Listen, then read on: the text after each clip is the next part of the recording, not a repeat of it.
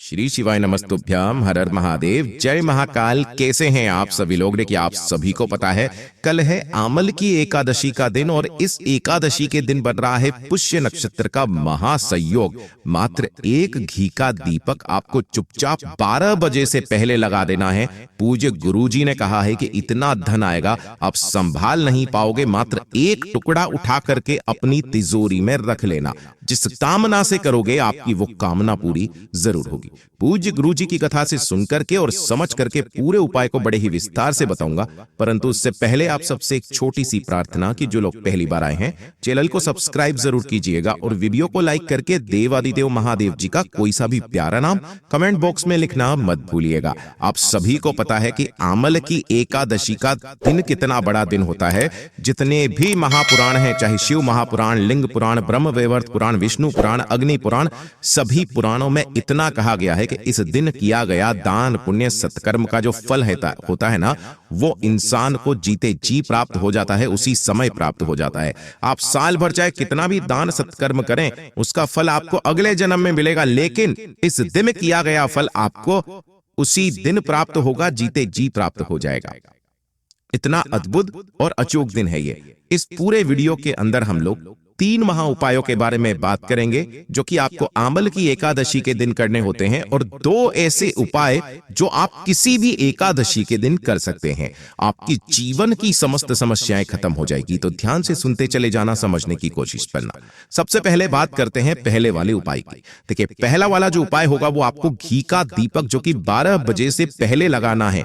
अगर आपके घर में आपको चाहिए धन की हमेशा बरकत होती रहे, है ना, यह है घर की बरकत के लिए, आपके घर की सत्ता को बढ़ाने के लिए। आपके घर का इतना मान सम्मान बढ़ेगा, इतना धन आएगा कि आपके जीवन में आपने कभी सोचा नहीं होगा। बड़ी से बड़ी धन की समस्या इस दिन खत्म हो जाती है। इतना अद्भुत और अचूक उपाय है ये। आपके घर की सत्ता हमेशा के लिए बढ़ती रहेगी। आपको छोटा सा काम करना है, एक दीपक लेना है।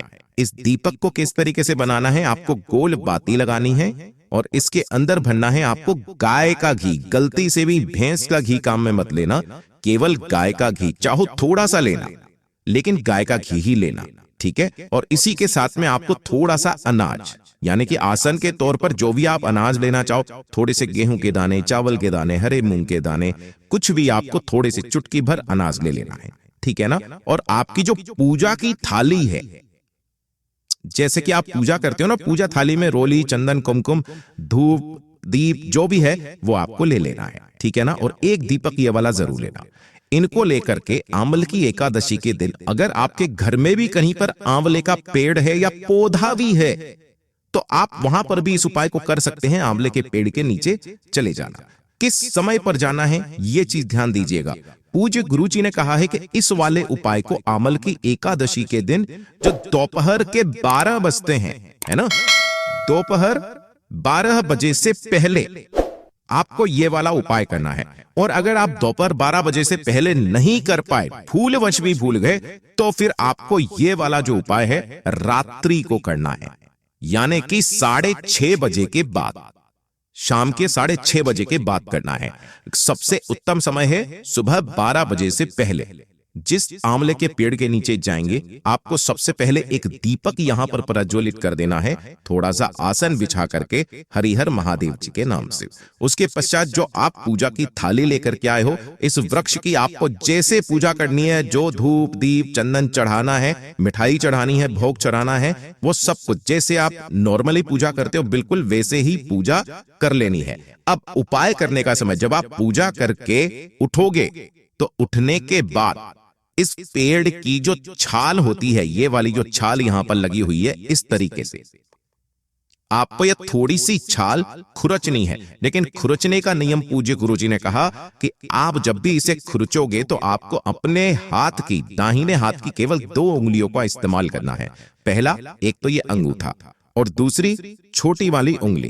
केवल आपको इन दोनों से ही उस पेड़ की थोड़ी सी छाल खुरचनी है और खुरच करके आपका जो पल्लू है ना, आपका जो पल्लू है उस पल्लू के अंदर गिरा लेनी है इस वाली छाल को, ठीक है। छाल को गिराने के पश्चात, ज्यादा नहीं, थोड़ी सी चुटकी भर ही आप ले लेना, कोई दिक्कत नहीं है।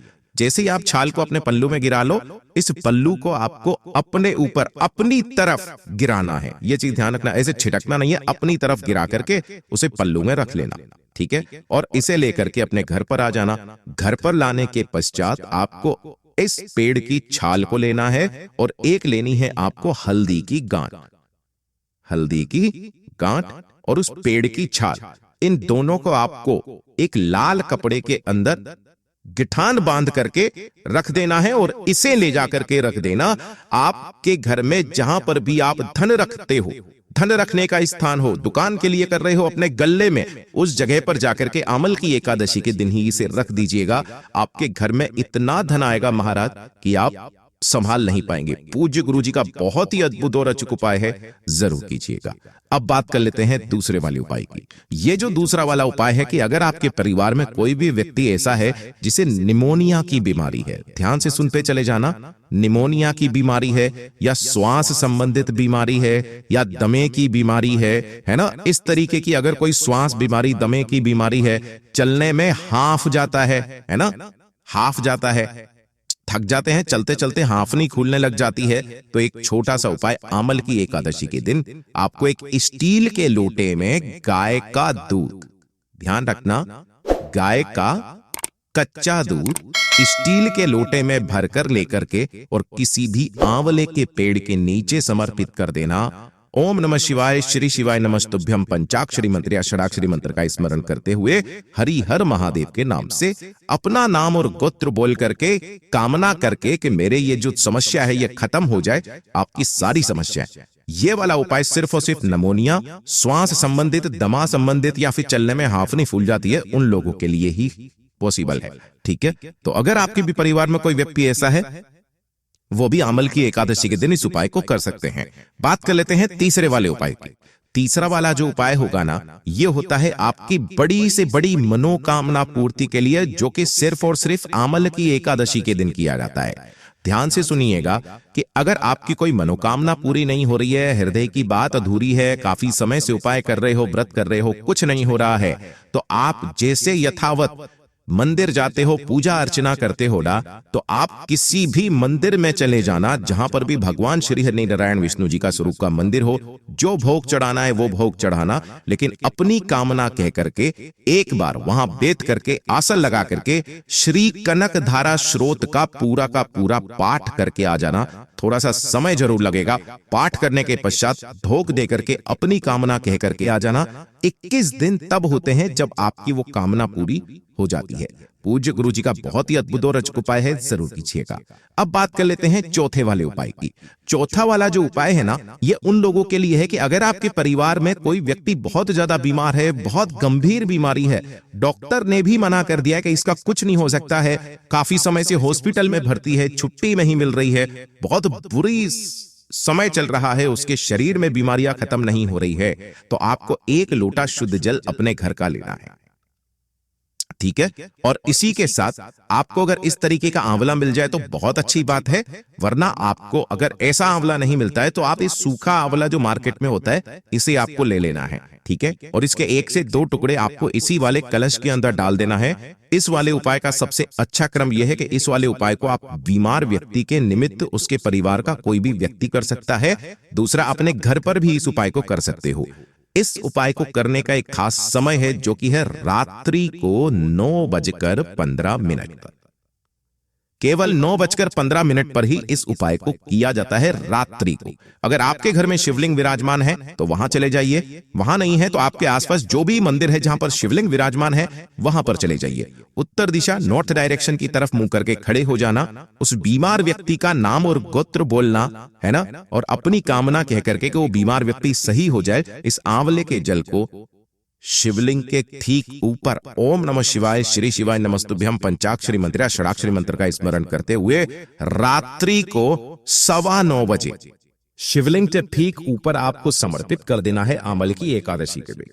जो भी जल बहता बहता जलाधारी से नीचे की तरफ आए, थोड़ा सा जल आपको यहाँ पर रोकना है और उस बीमार व्यक्ति को इसका आचमन करा देना है। पूज्य गुरु जी ने कहा कि अगर उसे हॉस्पिटल से छुट्टी नहीं मिल रही है तो 2 से 3 दिन के अंदर अंदर उसे छुट्टी मिल जाएगी। और अगर आपके शरीर में किसी भी तरीके का कोई रोग है, बीमारी है, तो इसका आचमन कर लीजिएगा, आपकी बीमारियां खत्म हो जाएगी।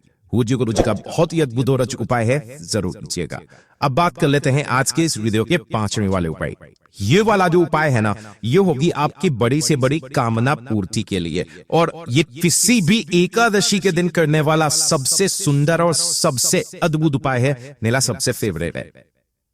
आपको इसके लिए चाहिए होंगी 7 बेलपत्र जो कहीं से भी खंडित टूटी फूटी ना हो। दूसरे नंबर पर चाहिए होगा आपको जल। 1 कलश के अंदर जल भरना। पूज्य गुरु जी ने तो ये कहा था कि इसको पूरा आपको गंगा जल से भरना है, लेकिन अगर आपके पास में प्रचुर मात्रा में गंगा जल नहीं है तो पूरा जल से भरते और इसके अंदर 2 से 4 बूंदे आपको गंगा जल की मिला देनी है। ठीक है, और इसी गंगा जल के अंदर, इसी जल के अंदर आपको 7 बेलपत्र जो आपने लिए हैं, उन 7 बेलपत्र को भी इसी के अंदर डाल देना। और एकादशी के दिन किसी भी समय पहुंच जाना देव आदित्य महादेव जी के मंदिर शिवलिंग के पास में। लेकिन सबसे पहले आपको दर्शन होंगे नंदी बाबा के। आप नंदी बाबा के पास में जाना है। उस कलश को आपको अपने दोनों हाथों में पकड़ना है और उसमें से इतना धीरे जल समर्पित करना है कि जो उसके अंदर बेलपत्र है, ये चीज ध्यान से सुनिएगा। इस कलश के अंदर जो आपने बेलपत्र डाले हुए हैं ना, वो बेलपत्र नंदी बाबा की उठे पैर पर समर्पित नहीं होना चाहिए। यहां पर केवल आपको जल समर्पित करना है। ओम नमः शिवाय, श्री शिवाय नमस्तुभ्यं पंचाक्षर मंत्राक्षराक्षर मंत्र का स्मरण करते हुए अपनी कामना कह करके केवल जल समर्पित होना चाहिए। बेलपत्र लोटे के अंदर ही होने चाहिए। और उसके पश्चात शिवलिंग के पास में जाना, उत्तर दिशा नॉर्थ डायरेक्शन की तरफ मुंह करके खड़े हो जाना और अपनी नाम और गोत्र बोल करके कामना कह करके एक एक करके सभी बेलपत्रों को शिवलिंग के ठीक ऊपर समर्पित कर देना कि सभी की बंदी रहनी थी जलाधारी की तरफ, बीच वाली पत्ती का मुख आएगा आपकी तरफ। सारे की सारी बेलपत्रों को समर्पित करने के पश्चात बाबा से विनती करना, कामना करना, अपनी कामना कह करके वापस घर की तरफ चले जाना। पूज्य गुरु जी ने कहा है ज्यादा से ज्यादा 3 महीना आपकी जो कामना होती है वो पूरी जरूर होती है। पूज्य गुरु जी के सभी उपाय बहुत ही ज्यादा खास और विशेष से जरूर कीजिएगा। वीडियो अगर पसंद आए तो लाइक जरूर करना, साथ ही साथ चैनल को सब्सक्राइब जरूर कीजिएगा। मैं आपसे मिलता हूं अभी वीडियो में, तब तक के लिए ओम नमः शिवाय, जय महाकाल, जय शिव शंकर, श्री शिवाय नमस्तुभ्यं।